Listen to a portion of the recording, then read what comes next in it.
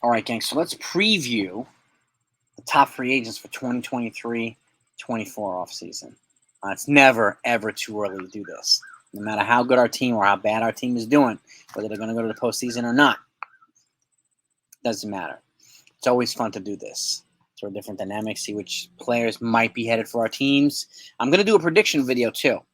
I'm going to preview the top free agents today, and then I'll do a prediction video with where I think they're going to go and what type of contract I think they're going to get. So you only need to do one thing if you haven't done that yet, and that's hit the subscribe button. You do that, I'll take care of the rest and make sure you get all the intel when it comes in, as it comes in live time. So let me give you my two honorable mention guys, who I don't think should be in the top 10. Lucas Giolito, okay? It's going to be a pitching heavy free agent class, and I don't think Giolito should be ahead of some other pitchers in the top 10. So he was, credible innings-eating pitcher with the White Sox. Then was traded to the Angels at the deadline. Didn't pan out, all right, unfortunately.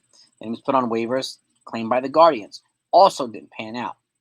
But I could see him as being like a number 3 or number 4 guy in a lot of rotations. Potentially a number 2 or number 3 in some ones as well. So, I mean, I see a combination of National League teams and American League teams bidding on him too. So, but I think he'll get probably a 3 or 4 year deal. So Lucas Giolito. And the other guy, my honorable mention, is not on the top 10 because of his conduct. And that's Julio Urias, from the left-handed pitcher, 27-year-old left-handed pitcher from the Dodgers.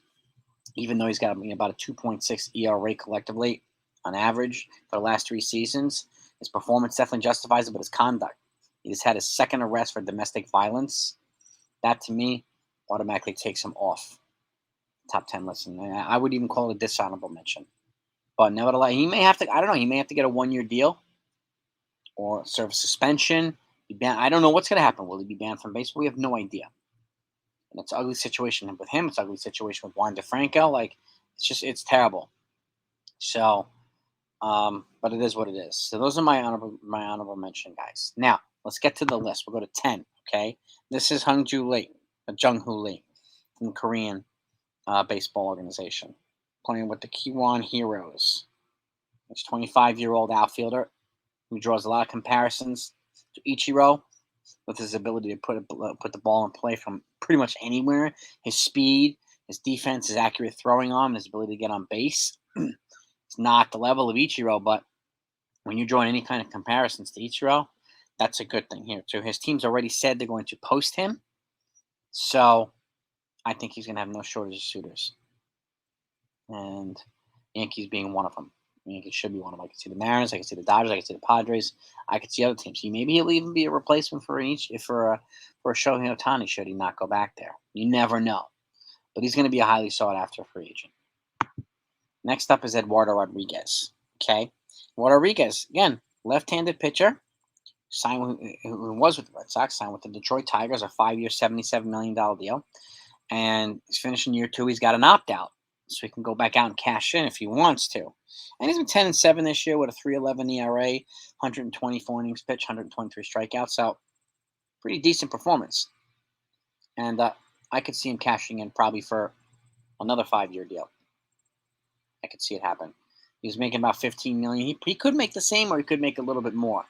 But I definitely think he's going to opt out. I mean, apparently the word is that he likes Detroit. So maybe he stays. But the word is if he opts out, he'll have quite a few suitors as well. I could see him going to the Dodgers to replace Julio Urias. You could see him going to the Astros. I could see him going, to a lot of teams. To the Mariners. Mariners, I think, are going to be aggressive. What if the Padres lose Blake Snell? Maybe they bring in Eduardo Rodriguez. He could be a replacement pitcher for a lot of other left-handed pitchers who might move on to different teams. So he's number 9 on my list. Number 8, Jordan Montgomery is another guy. Again, he's becoming a credible left-handed pitcher who could be probably a 3 to 4 in a lot of rotations, maybe even a 2 to 3. And he's turned into a mid-3 ERA guy, American League and National League, after his trade from the Yankees to the Cardinals. He solidified himself as, again, a reliable left-handed pitcher in the rotation. So I could definitely see the Cardinals being a suitor. I could see some other teams being a suitor as well. I don't know if he has an appetite to come back to the Yankees.